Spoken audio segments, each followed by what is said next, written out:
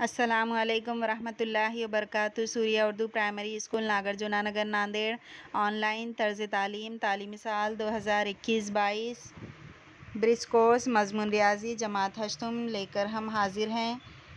دن 27واں مضمون ریاضی جز دائرہ اور اس میں ذیلی جز ہے دائرے کا محیط اور اس کے خطر میں تعلق۔ آئیے سمجھ لیں۔ سیما نے ایک اسکوٹی خریدنے کے لیے 12% فی سال کی شرح سے 50,000 روپے بینک سے قرض لیے۔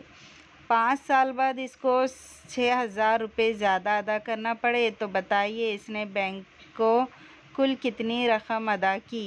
اس معلومات کو ذیل کے خاکے سے مکمل کیجیے۔ کل زر مساوی اصل زر جمع سود۔ کل زر کسے کہتے ہیں؟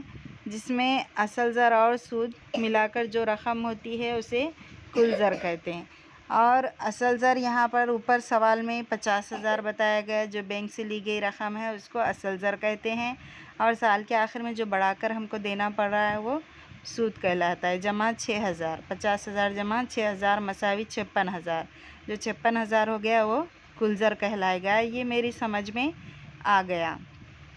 مفرد سود کا ضابطہ ہے مفرد سود مساوی پی ضرب این ضرب آر بٹے 100۔ 26ویں دن میں ہم نے دیکھے تھے پی این آر کسے کہتے ہیں۔ کل زر مساوی، اب یہاں پر کل زر کا ضابطہ ہے کل زر مساوی اصل زر جمع سود۔ آئیے مشق کریں۔ شکیل نے ایک مشین خریدنے کے لیے بینک سے 50,000 روپے 2 سال کے لیے قرض لیے۔ 10% فی سال کی شرح کے حساب سے بینک نے اسے قرض دیا تو 2 سال بعد بینک کو کتنی رقم ادا کرنی ہوگی؟ اس سوال کو کاپی میں حل کیجیے۔ اس ویڈیو کو لائک کیجیے، شیئر کیجیے، سبسکرائب کیجیے۔ اللہ حافظ۔